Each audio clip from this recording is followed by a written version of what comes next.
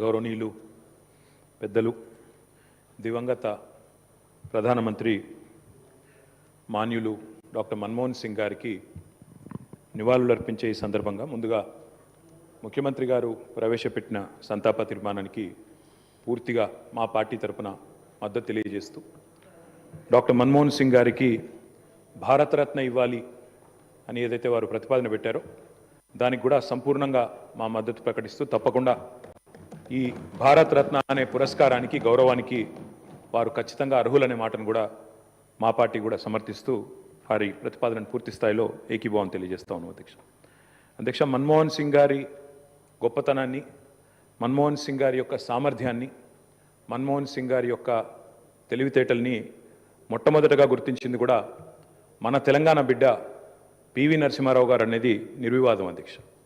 PV Narasimha Rao గారు ఆనాడు ప్రధానమంత్రిగా భారతదేశానికి ఎన్నికైన తర్వాత సాధారణంగా ఈరోజు వింటుంటాం అధ్యక్ష, లాటరల్ ఎంట్రీ అని, అంటే రాజకీయాలతో సంబంధం లేని వ్యక్తులను కూడా మనం రాజకీయాల్లో ముఖ్యంగా ప్రభుత్వాలలో ముఖ్యమైన పాత్రల్లో తీసుకురావడాన్ని లాటరల్ ఎంట్రీ అంటారు అధ్యక్ష. కానీ ఈ లాటరల్ ఎంట్రీ అనే విధానాన్ని ఆనాడు పివి నరసింహారావు గారు తీసుకొచ్చి రాజకీయాలతో సంబంధం లేని ఒక ఆర్థికవేత్త, ఆర్బీఐ గవర్నర్గా పనిచేసిన ఒక మంచి తెలివైన ఒక ఆర్థికవేత్త మనకు అందుబాటులో ఉన్నారని చెప్పి గుర్తించి గౌరవించి వారిని ఆర్థిక మంత్రిగా ఆనాడు నియమించారు అధ్యక్ష. ఆర్థిక మంత్రిగా నియమించబడ్డ తర్వాత డాక్టర్ మన్మోహన్ సింగ్ గారు ఆనాడు 1991లో అనుకుంటాను అధ్యక్ష, సబ్జెక్ట్ టు కరెక్షన్, బడ్జెట్ ప్రవేశపెడుతున్నప్పుడు ఒక గొప్ప మాట అన్నారు. ఆయన అన్న మాట, let the whole world here loud and clear, India is wide awake. అంటే ప్రపంచం మొత్తం వినాల్సిన సమయం వచ్చింది, నా దేశం మేల్కొని ఉంది అనే మాట ఆనాడు ఒక ఆర్థికవేత్తగా ఆర్థిక సంస్కరణలు ప్రవేశపెట్టే సందర్భంలో డాక్టర్ మన్మోహన్ సింగ్ మాట్లాడిన మాట అధ్యక్ష. ఆ మాటలు, ఆయన సిద్ధాంతం, ఆనాటి పివి నరసింహారావు గారి నాయకత్వం ఇవాళ ఈ దేశంలో సమూలమైన సంస్కరణలు తెచ్చింది. ఈ దేశంలో ఎన్నో రకమైన విప్లవాత్మకమైన మార్పులు కూడా వచ్చినాయి అధ్యక్ష. కేవలం 15 రోజులు మాత్రమే ఫారెక్స్ నిలువలు ఉన్న ఆనాటి పరిస్థితి నుంచి మొత్తం ప్రపంచం అంతా ఆశ్చర్యపోయే స్థాయికి దేశాన్ని పరిగెత్తించిన ఆర్థిక సంస్కరణ శీలి డాక్టర్ మన్మోహన్ సింగ్.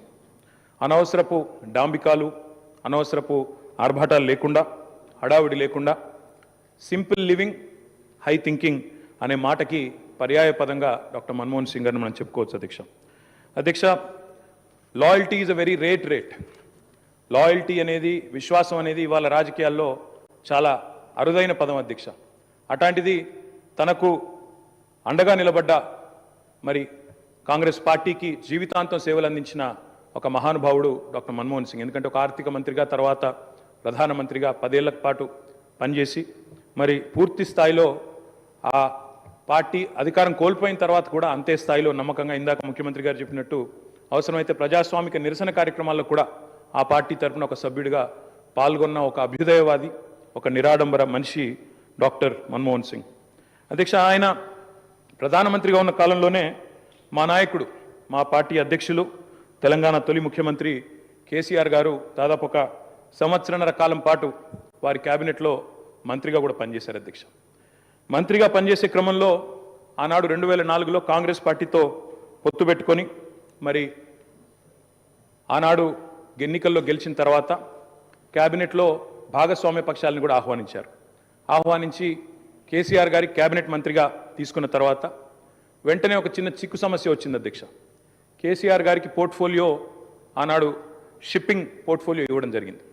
ఇస్తే వెంటనే డిఎంకే వాళ్ళు, అప్పుడు వాళ్ళు ప్రధాన భాగస్వామ్య పక్షం యూపీఏలో, వాళ్ళు వెంటనే అభ్యంతరం లేవనెత్తినారు. మీరు మాకు కమిట్మెంట్ ఇచ్చారు, మాకు ప్రామిస్ ఇచ్చారు, మీరు వెంటనే మరి వారికి ఎట్లా ఇస్తారో అని అభ్యంతరం పెడితే కేసీఆర్ గారు ఒక్క క్షణం కూడా సంకోచించకుండా వెంటనే మన్మోహన్ సింగ్ గారి దగ్గరికి వెళ్ళి, డాక్టర్ గారు నేను వచ్చింది పదవుల కోసమో పోర్ట్ఫోలియోల కోసమో కాదు, నేను వచ్చింది నా తెలంగాణ కోసం అని చెప్పి వారికి తిరిగి ఆ షిప్పింగ్ పోర్ట్ఫోలియోని ఇస్తే ఆ రోజు మన్మోహన్ సింగ్ గారు అన్న మాట అధ్యక్ష, చంద్రశేఖరరావు గారు మీరు ఏ నిబద్ధతతో, ఏ సిద్ధాంతం కోసం, ఏ రాష్ట్రం కోసం అయితే వచ్చారో అది ఫలించాలి అని మనసారా నేను కోరుకుంటున్నాను.